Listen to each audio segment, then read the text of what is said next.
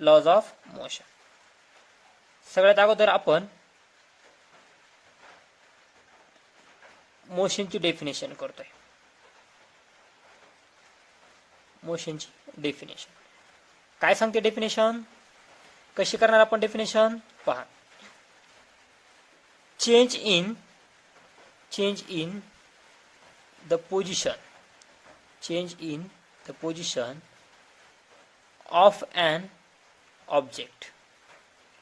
of an object over time is called as motion. Change in position of an object over time is called as motion. Object आहे, काय करतो? Position change करतो आणि त्याच्यासाठी काय लागत आहे? टाइम लागत आहे. त्यालाच काय म्हणायचं? त्याच्यानं आपल्याला मोशन म्हणायचंय. Change in the position of an object over time is called as motion. Change in the position of an object over time is called as motion. Object काय करतोय? पोझिशन चेंज करतोय आणि त्याच्यासाठी काही टाइम लागतोय, त्यालाच आपल्याला काय म्हणायचंय? मोशन म्हणायचंय. काय म्हणायचंय? मोशन म्हणायचंय. मोशन ही काय? रिलेटिव्ह कन्सेप्ट आहे. Motion is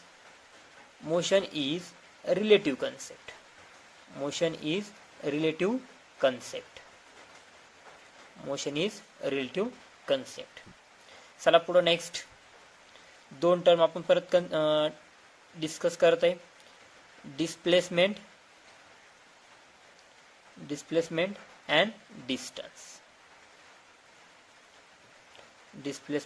and distance. यापैकी आपण अगोदर सुरुवातीला काय करतोय? डिस्टन्सची डेफिनेशन करतोय. डिस्टन्स. आता पहा डिस्टन्स कशाला म्हणायचं? डेफिनेशन.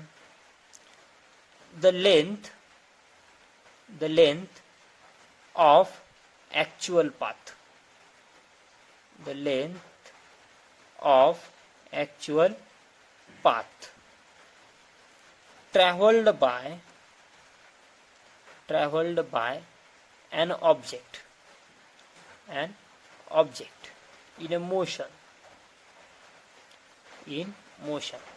is called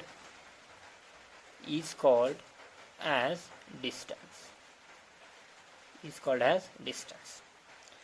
डिस्टन्स काय आहे? लेंथ आहे. लेंथ ऑफ ऍक्च्युअल पाथ जो काय आहे? ट्रॅव्हल केलाय कुणी? ह्या ऑब्जेक्टने, पण कधी? मोशन मध्ये असताना. त्यालाच आपल्याला काय म्हणायचंय? डिस्टन्स म्हणायचंय. The length of actual path travelled by an object in a motion is called as distance.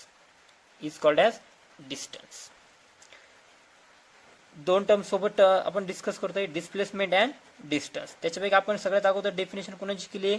डिस्टन्सची. Distance कशाला म्हणायचं? The length of actual path travelled by an object in a motion are called as distance. Okay. Distance मराठीमध्ये तुम्ही त्याला काय म्हणणार? अंतर म्हणणार. अंतर. त्याच्यानंतर सेकंड डिस्प्लेसमेंट.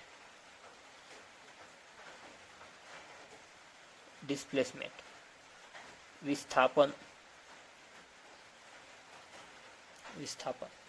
आता आपण काय करतोय? पहिल्या डिस्प्लेसमेंटची डेफिनेशन करणार. डेफिनेशन खूप सिंपल आहे जनो. पहा कशी करता येईल. The minimum distance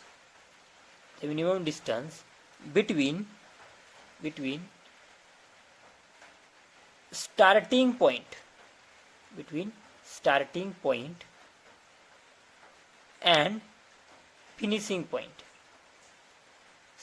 point and finishing point.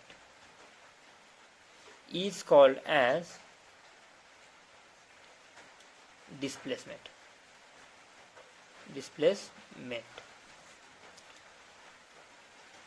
Distance आहे, पण कसं आहे? मिनिमम डिस्टन्स बिटवीन कुणाच्या मधलं आहे? Starting point and finishing point. जो स्टार्टिंग पॉइंट आहे आणि जो फिनिशिंग पॉइंट आहे, ह्या दोघांच्या मधलं जे मिनिमम अंतर आहे जे मिनिमम डिस्टन्स आहे त्यालाच आपल्याला काय म्हणायचंय, डिस्प्लेसमेंट म्हणायचं. फॉर एक्झाम्पल पहा आता, हा ए पॉइंट आहे, हा बी पॉइंट आहे आणि हा सी पॉइंट आहे. ओके, माझे दोन फ्रेंड आहेत, एकाचं नाव यम आहे आणि एकाचं नाव एन आहे. ह्या दोघांना मला काम सांगायचंय, ह्या दोघांना पण काय करायचंय, मला काम सांगायचंय. माझे फ्रेंड आहेत, मी नक्कीच या दोघांना पण काम सांगणार आहे. काम ह्यांना असं सांगायचंय की ह्यांना ए पॉइंट पासून सी पॉइंट पर्यंत जायला सांगायचं आपल्याला. ओके, एन निघलाय ए पॉइंट पासून, हा एन ए पॉइंट पासून निघलाय, बी पर्यंत जाऊन पोहोचलाय. हे डिस्टन्स आहे 3 मीटर आणि सी पासून बी पर्यंतच हे डिस्टन्स आहे 4 metre. A to B 3 metre and B to C 4 metre. N नावाचा माझा फ्रेंड ए पॉइंट पासून निघला, बी पर्यंत जाऊन पोहोचला, त्याच्यानंतर बी पासून निघला आणि सी पर्यंत जाऊन पोहोचला. म्हणजे मी त्याला जे काम सांगितलं त्याने ते कंप्लीट केलं. त्याच्यानंतर हा यम निघलाय, हा यम फ्रेंड निघला, तो डायरेक्ट कुठं जाऊन पोहोचला, सी ला जाऊन पोहोचला. तो बी कडे गेलाच नाही, बी पॉइंट कडे तो गेलाच नाही, तो डायरेक्ट कुठं जाऊन पोहोचला, सी पॉइंटला गेला.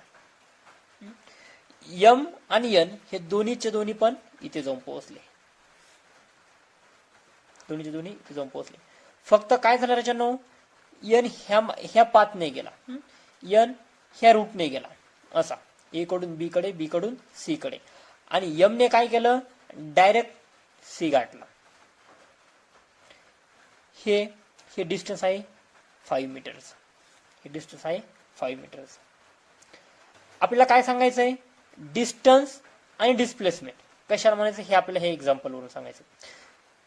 राजाने हे काय झालं, हे डिस्टन्स झालं. हा जो काय ऍक्च्युअल पाथ आहे ए पासून बी पर्यंत, बी पासून सी पर्यंत, हा काय ऍक्च्युअल पाथ आहे. ह्या एन ने काय केला, हा ऍक्च्युअल पाथ जो आहे, ऍक्च्युअल पाथची जी लेंथ आहे ही काय केली त्याने, ट्रॅव्हल केली. काय केली, ट्रॅव्हल केली. म्हणून आपल्याला ह्याला काय म्हणायचंय, ह्या पाथला काय म्हणायचंय, डिस्टन्स म्हणायचं. काय म्हणायचंय, डिस्टन्स. डिस्टन्सची डेफिनेशनच आपली काय सांगते, the length of actual path travelled by an object in a motion. हा एन निघलाय, त्याने काय केलं, हा ऍक्च्युअल पाथ काय केलाय, ट्रॅव्हल केला. आपल्याला ह्याला काय म्हणायचंय, ह्या पाथला डिस्टन्स म्हणायचंय. आणि डिस्प्लेसमेंटची डेफिनेशन काय सांगते आपल्याला, मिनिमम डिस्टन्स. मिनिमम डिस्टन्स कुणाच्या मधलं, starting point and finishing point. Starting point and finishing point ह्या दोघांच्या मधलं जे मिनिमम डिस्टन्स आहे त्याला आपल्याला काय म्हणायचंय, डिस्प्लेसमेंट म्हणायचंय. काय म्हणायचंय, डिस्प्लेसमेंट. हे झालं डिस्प्लेसमेंट आणि हा झाला डिस्टन्स. बघा ना, एन ला किती जावं लागलं, हे 3 मीटर आणि हे 4 मीटर, म्हणजेच त्याला 7 मीटर काय करावं लागलं, डिस्टन्स ट्रॅव्हल करून सी पर्यंत पोहोचायला लागलं. आणि एम ला फक्त 5 मीटर. म्हणजे हे काय झालं, मिनिमम डिस्टन्स झालं. ह्या डिस्टन्स पेक्षा, ह्या मॅक्झिमम डिस्टन्स पेक्षा हे मिनिमम डिस्टन्स झालं. म्हणजे हे काय झालं, डिस्प्लेसमेंट, आणि हे झालं डिस्टन्स. डिस्प्लेसमेंटची डेफिनेशन सांगते आपल्या की स्टार्टिंग पॉइंट आणि फिनिशिंग पॉइंट दोघांच्या मधलं मिनिमम डिस्टन्स जे आहे त्याला काय म्हणायचंय, डिस्प्लेसमेंट म्हणायचं. इकून मिनिमम डिस्टन्स होतंय का, हा स्टार्टिंग पॉइंट आहे आणि हा फिनिशिंग पॉइंट आहे, इकून होतं का मिनिमम डिस्टन्स, नाही होत. इकून 7 मीटर आहे, इकून 5 मीटर आहे. हे झालं डिस्प्लेसमेंट आणि हे झालं डिस्टन्स. हा ऍक्च्युअल पाथ आहे, हा काय ऍक्च्युअल पाथ. आता काय अडचण ह्याच्यामध्ये, डिस्प्लेसमेंट आणि डिस्टन्स ह्या दोन्ही कन्सेप्ट क्लिअर झाल्या. आता ह्या दोन्ही टर्मच्या